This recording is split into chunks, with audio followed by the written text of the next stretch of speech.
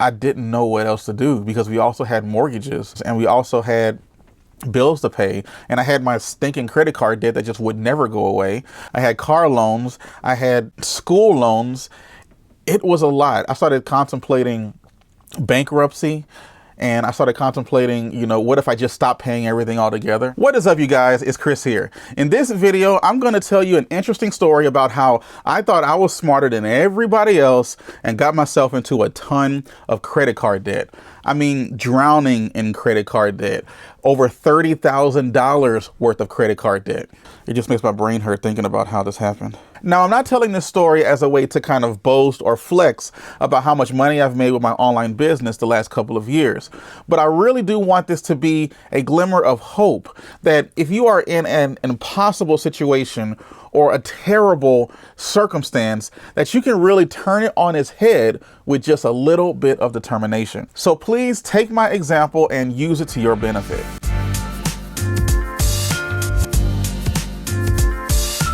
Well, the first thing is, how did I get into $30,000 worth of debt? Well, I'm what they call a serial entrepreneur. Ever since I was like in my mid-teens, like 15, 16 years old, I've always been thinking of ways that I can generate more money, right? I've had eBay businesses where I flipped clothes, I flipped laptops, I flipped smartphones. I did DJing, which kind of naturally led into wedding planning. And of course, I've done marketing. So far, marketing definitely has been the most lucrative of all of those things that I've tried. But the thing is, I've lost a ton of money trying to do these endeavors. Like, I've really, I'm the kind of person who I don't mind taking a chance. Even if it means losing a few, dollars in an effort to either learn a valuable lesson or if I can actually turn it for a decent profit. I remember when the iPhone had just came out, and I saw online that there was this overseas retailer in China who claimed to have the same smartphones or the same iPhones that were available here in the United States, but they had them at literally like a quarter of the price. Now, I was young and stupid. I was like 17 years old, and I went ahead and I believed them. And I sent them like $5,000 to buy these phones with hopes that I could just throw them on eBay and literally sell them for 4 times the amount of money that they were worth. Well, I got the phones and they weren't real iPhones. They were, in fact, what they called M phones. It's annoying, So anyway, I tried to get back with that wholesaler, and I told him that these weren't the right phones, and I tried to ship it back to him in China. They somehow got stuck in customs on the way there. They were stuck there for like 4 or 5 months, and to the point I just went ahead and requested the phones back, and I was stuck with them. So I went ahead and just sold them on eBay, and I ended up taking a loss. That one really cut deep because I had borrowed some of that money from my father, and I felt really bad that I lost his money like that. And, I did end up paying him back for that. It was a few years later, but I did end up paying him back for that. So I did enjoy that part. So then I turned 18, and while I was in college, this is back when credit card companies were just literally just handing credit cards to anybody who really wanted them. And I remember I went and got a free pizza dinner just for applying for a credit card. And everybody was doing it, and they messed around and gave me like a $9,000 credit line. And I'm like 18-year-old kid. And to me, that's just dollar signs, going up with it. So I went ahead and invested a little bit of that money into a couple of business endeavors where I bought merchandise, kind of like drop shipping before drop shipping was drop shipping, but I was actually handling the merchandise. So I would store it in my room. People would purchase it off of eBay, and then I'd box it up and send it right to them for a profit. But then I got scammed again. So a few of these overseas wholesalers that I was getting a lot of this merchandise from, when I would receive the merchandise, I realized that it was fake. And I know I should have learned my lesson from when I was a little younger, but, I gave it another chance because they were good enough looking knockoffs that I could still sell them for a profit for what I was paying for them on eBay. So I didn't necessarily have the cash to invest into all of this. So I went ahead and I put it onto a credit card. So I still had a steady job at the time, even while I was in high school and college. I've always had a job since I was like 16. And while I was, when I would get paid, I would keep a little money for myself. But for the most part, I was paying the minimums on these credit cards that didn't have the best purchase interest rate on them. So I was getting charged all types of money each month just for carrying a balance over each month. So when I was finally done with college, I decided that I wanted to buy a house, but one of the things I needed to do was pay off a lot of that bad credit card debt that I had. So this was the first time where I actually started to kind of pay down, really concentrate and pay down a lot of this credit card debt. And by about 2007, I actually had done it. I had $0 in credit card debt, and it was one of the greatest feelings I had really had in the world. And because of that, I was able to turn around and actually buy my first house right before the crash of the housing market in 2008. So I was in a good position, and I kind of got a little antsy, and I decided that I wanted to start another business. So I was tired of trying to do the clothing thing or flipping smartphones or laptops, because I kept losing money with it, getting fake stuff, and then I was losing money with fees with eBay and PayPal fees, and I wasn't making enough per unit in order to justify continuing with the service. I went ahead and kind of shut that business down. So then I decided to start DJing, and I was really into music at the time, so I figured I might as well make my passion into something that I can profit from. Now, the one thing about DJing is that it's also a very expensive hobby to have, especially if you're not making enough money to pay off the equipment that you're buying. And I was what was called a mobile DJ. So I would go to do weddings or anniversary parties, and I would bring the whole party. So I would bring the speakers, I would bring the lights, I would bring the smoke and all of that great stuff. So all of those things cost money.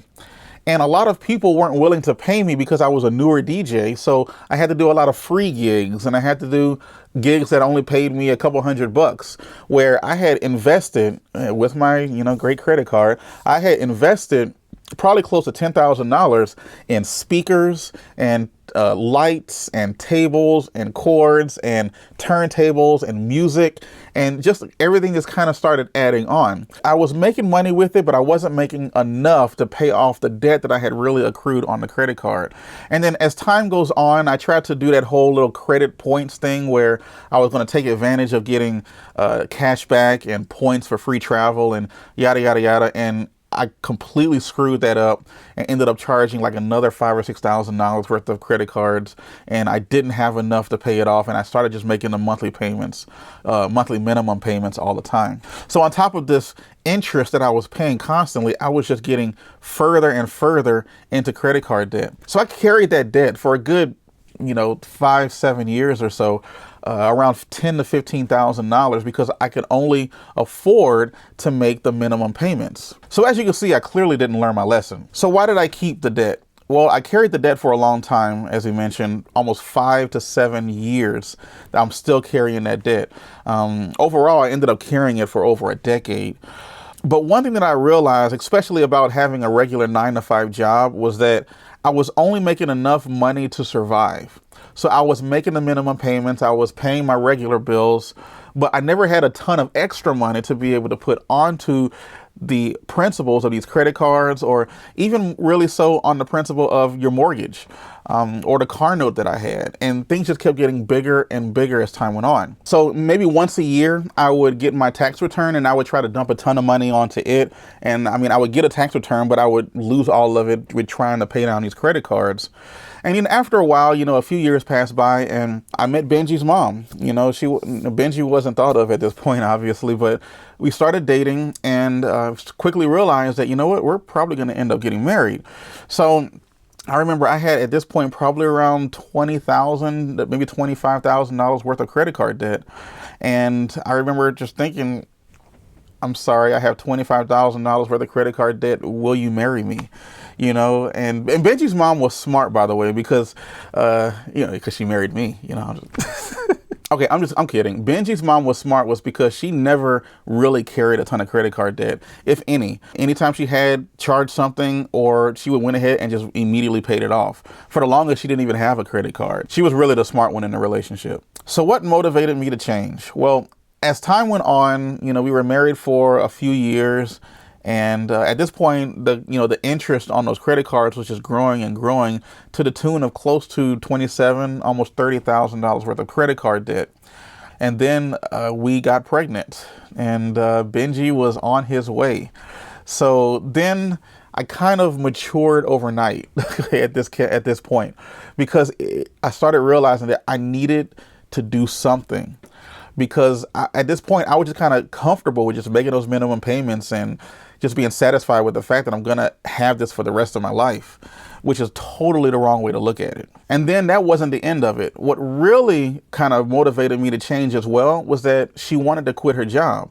And I was totally against it at first. I was like, I know I can't handle all of the bills by myself, because at this point, she was handling the mortgage and I was handling everything else, and so we kind of had it split down the middle. So I suggested maybe she get like a part-time job or something like that. And we tried that for a very, very short period of time, and we realized that it wasn't going to work. It gets to the point to where when you're working, you were just doing nothing but paying for daycare. Every paycheck that we would get would go straight to the daycare just to take care of Benji while we worked throughout the day. So we quickly realized that Benji's mom, she just needed to quit her job so that she can stay home and take care of Benji full time, which actually is very ideal. And that's probably one of the best decisions that we've made as a family, because Benji right now, for his age, is really, really advanced, because she does such an excellent job with working with him. And to that, I'm, totally grateful. And if you can do it, I definitely recommend it. So even after all of that, and she went ahead and quit her job, it really kind of settled in my mind that, what, I need to figure out a way to take care of this family. You need to put your big boy pants on and figure out a way to generate some money. So that's when I really started kind of scouring the internet. I needed to find a way to make extra money without necessarily having to get a second job. So what did I do to make the change? Well, I have a very addictive personality, meaning once I latch on to something, and you can definitely ask Benji's mom on this, when I latch on to something, I just kind of have to know every single thing about it. I have to become an expert on it. So I'll read blogs, watch YouTube videos, whatever. I remember back in high school, it was Madden, the football game Madden. I was really, really good at it, like insanely good, to the point to where when the online aspect of the game kind of first dropped in like 2003 or so, I started playing online and I was like top 50 in the world, like constantly. Over the course of a couple of years, I had logged over a couple of thousand games played online. And then after a while, I kind of finally got out of it, and then I started playing Candy Crush. Now, that's the weirdest game ever, obviously, but Candy Crush is highly addictive in itself. I mean, even to this day, I don't play it as much as I used to, but at one point I was over like 2,000 or so levels. I was so far up in front of everybody else on my Facebook. It was insane, but I just had to get really good at it. And anytime I got stuck on a level, I would play it 1,000 times until I got it. I just never stopped. I knew I would eventually get it, so I just kept going with it. And then after that came Pokemon Go. Now, Pokemon was a huge thing growing up, and it was just kind of a realization that, wow, I can actually go out walking and find Pokemon. That's what the dream always was. I don't really play it too much anymore because just like it did back then, there's too many Pokemon now to even try to keep up with. But I was definitely addicted to it for a good 2 years. But then after a while, I was like, why don't I get addicted to something that's going to benefit me more, or become addicted to something that's going to make me money? And that is when I stumbled upon affiliate marketing. So I stumbled upon a website called Wealthy Affiliate. You may have heard of it. There's a link down in the description if you want to go check them out. It is free to join. Now, you would think this is the part where everything kind of starts going up. I discovered affiliate marketing and everything is great. But no, this is why it didn't work to begin with. In order to start with affiliate marketing, especially at Wealthy Affiliate, it's suggested that you upgrade to the premium service, which is only $19. It's not too bad. Only $19 to get started. I had a ton of debt and I didn't have any money. So I knew that there was so much free information on YouTube and in blogs that I just got to read a lot and watch a lot, and eventually I can kind of piece it together. So I did as best as I could. I kind of slapped together a cheap website. I went ahead and copied a couple of articles, which I probably shouldn't have. And then I paid for traffic, fake traffic, by the way, to go to the site. I didn't make any sales. It was a huge waste of time. And just like most people, I started saying that affiliate marketing was a scam and that it really didn't work. So in a nutshell, affiliate marketing takes time and effort, and I wasn't putting in the right time and the right effort. But what kept me going, even though I had a couple of failures, was I saw other people who was having very good success with affiliate marketing, and I knew that they were no smarter than I was. So The greatest thing about Wealthy Affiliate is that you can look through their archives and you can see other people who post success stories about how they made $1,000 this day, how they made $100 this day, and they all did it within a relative few months. So I would just send these people messages. How did you do it? How did you do it? And bar none, the all around answer that I got from all of them was that you just need to sit down and do the work. And I was like, you just need to sit down and do the work. What's the secret? What's the secret sauce? How do you be successful with blogging and affiliate marketing? And each time I got the same response: just do the work. So what finally worked for me when it comes to blogging and affiliate marketing is I went ahead and decided to take it seriously. I took the training seriously. I followed it step by step without any foul-ups. The way the training is set up, you read the lesson or you watch the video, and then you place a check mark after you completed the task. And that task could be create a blog post or add social media to your website or whatever. And they show you how to do it. And really, I just was like, I was not going to move forward until I did each check mark. And I did that all the way through the entire training. So once I finally stopped trying to cut corners and try to find the secret sauce and just actually do the work like I had been suggested by so many people, I started blogging every day, basically Monday through Friday, and sometimes on the weekend if I had the time. But I would stay up late or I'd wake up early and I just would get a blog post out there. I needed to continue creating content, especially while the website wasn't getting any traffic. I was creating blog post after blog post, and I was literally talking to myself.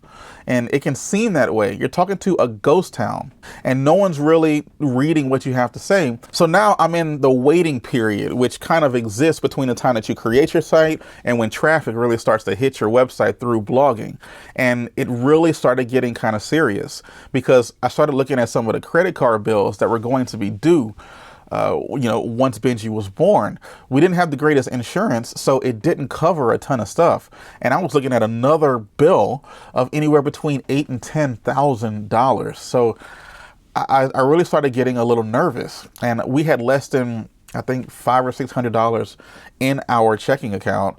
And I didn't know what else to do because we also had mortgages and we also had bills to pay, and I had my stinking credit card debt that just would never go away. I had car loans, I had school loans. It was a lot. I started contemplating bankruptcy, and I started contemplating, what if I just stop paying everything altogether? What are they going to do? As long as I continue paying the mortgage, they at least can't kick us out the house. So I was kind of hit rock bottom at this point, but I still continued to blog. I still continued to just keep writing because everyone else had told me, you're almost there. You're almost there. Just keep pushing. I know a lot of my students, they probably get tired of me. I keep telling them, you're doing fine. Just keep going. You're doing fine. Just keep going. And they're like, I need to be doing something else. I'm like, no. Just keep going. I know it seems like nothing's going to happen, but believe me, something will happen if you keep blogging. The only way you can really lose in the blogging game is if you stop blogging. So then about 8 weeks into blogging, I made my first sale. And actually, it wasn't really from a blog. It was actually from one of my social media profiles. And God bless that man's soul. He's actually still a member at WA right now, a few years later. So I do definitely appreciate him because he gave me the oomph that I needed. He gave me what I needed to see that what I was doing was actually producing results. So that's how I made my first $23 online. Then about 3 to 4 months later, I started making around maybe 30 to 40 bucks a month. And that was enough to pay for the monthly membership at WA. After about 8 months, I finally made enough money to where I can turn around and pay for the yearly membership at Wealthy Affiliate. So I started making around $300 to $400 a month with it. So I was starting to make extra money, and this was great. I was enjoying the process, and I was blogging, and people were seeing my blogs, and people were actually going through the process and buying. So then about a year into blogging, I cracked my first $1,000 month. And then the whole thing about making money online changed from making a few dollars or making an extra $100 a month or making an extra $300 a month, just for side money to pay a bill here, to pay a bill there. And I was like, wait a second, I just made $1,000 in a month. And then that's when it really started to click that I need to concentrate even more on what I'm doing, because now I might be able to turn this $1,000 into a ridiculous amount of money, which after time I did. About almost 2 years into it, I had my first $10,000 month, just simply from blogging and YouTube videos and other types of ad revenue and other investments that I had going. So how did I pay it all off? How did I pay off $30,000 worth of debt? Well, I first made a list of all of my credit cards, the amount of interest that each credit card was accruing, how much the balance was on each one of the credit cards, and then how much interest. I actually calculated how much interest each credit card was getting each month. And I went ahead and paid everything off based on which was accruing the most amount of money in interest per month. So I really started taking out credit cards like that. So I was taking out $7,000 credit card here, zero balance. $4,000 credit card here, zero balance. $10,000 credit card right here, zero balance. I was back down to zero credit card debt. And it's like another weight just lifted. And now, even though the credit card debt had been paid, one of the side effects was that my credit score shot up, like literally shot up probably around 50 to 60 points. Because even from the time that I was in high school, I've always had a job when I had this credit card debt, but I'd always make sure I made the minimum payments, just always made the minimum payments. So I was never late. I never had really any issues with being late with any of the credit cards. I didn't apply for a ton of cards, even though I had a few of them. And as I was paying down those credit cards, I no longer had the minimum spends or the minimum payments that I had to make on each one of those credit cards. So I was freeing up money every time I got paid. And it was just an amazing, amazing feeling. And it all came true because I started an online business. And when it got really slow and really bleak and it didn't look like I was going to make a dime, I just kept blogging, kept writing, kept creating YouTube videos. So what am I doing now that this whole credit card $30,000 have been lifted? Well, now that the bills were gone, that money is starting to kind of stack up. So now I can use that money to reinvest into the business and do stuff like buy a new camera or new lighting equipment to make the videos look better. And hopefully that will continue to grow the channel, continue to grow the business. I'm starting to create other revenue streams. I'm investing the money into places like a Roth IRA and then index funds and just things that are going to slowly grow money over time. We even have a couple of income properties that we're making money on month after month after month. And through everything that I've learned through all of this, you would think I would have learned my lesson and not use a credit card. But now I'm a lot older, a lot more mature, and I know how to handle a credit card a lot better now than I did in the past. So I've kind of become a credit card snob, so I'm always looking to accrue points and accrue cash back. And it's been working pretty well so far, getting free flights and free perks just for using a card. The trick is just make sure that you pay off the full balance, no matter what it is, at the end of each month. All of these benefits have come, especially the paying off the $30,000 worth of debt, has all come because of an online business. I can't really put into words what that means. It's literally changed my life. Literally changed my life for the better. And I try to impress upon people, hey, go start a blog. And they're like, well, I don't like writing. I'm like, well, come on. I mean, how hard is writing? Writing is not difficult. Doing research and then kind of regurgitating it into a blog, a nice readable blog, is not difficult to do. It's difficult. Working on power lines all day is difficult. Working out in the sun and having to, dig up concrete, that's hard work. Working on construction sites, that's hard work. Writing a blog and the fact that you can make money and make a lot of money from writing a blog, that's not hard work. When it comes to investing in yourself, when it comes to investing in an online business, if you were to try to start a Subway franchise or a McDonald's franchise, you're going to need to come up off of at least, $500,000 in liquid assets just to start one of those franchises. Or you can start a business that's going to make you a ton of money for only 19 bucks. I can't fathom how no one gets this. I mean, it's common sense.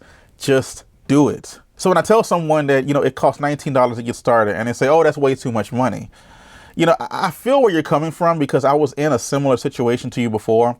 But if I never took the chance and just paid the $19 just to see what happens, I would never be in the situation where I am now. So instead of saying that you cannot afford something, say, how can I afford something? You got to change your mindset. You have to think of, how can I afford this so that I can better or change my life, or how I can better and change my family's life? Because by doing that, that's exactly how I was able to work myself out of $30,000 worth of credit card debt. And now I have a net worth. Okay. It's a small net worth, but I have a net worth because I'm no longer drowning in debt. So where are you in your business?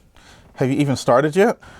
Let me know down in the comments if you have any questions or qualms or reasons why you haven't started. Please tell me so that I can let you know why you're wrong. Okay, just test me. Give me a chance and I will show you why whatever it is you're doing now is probably not as good as what you could be doing if you were working for yourself. If you have, kudos to you. Keep pushing on. You're going to get there. Don't let anyone tell you that you can't do it.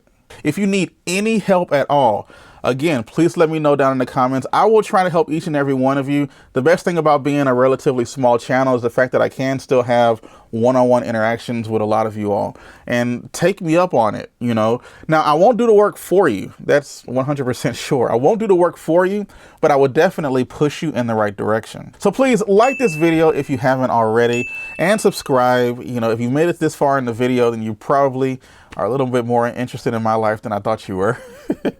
I just poured my guts out to all of you, so please don't judge me for my bad decisions. But as I said in the beginning, take my bad example and use it to your benefit. I will catch you all later. Take control of your life with an online business. To flex about how flex. That's when I started really scouring.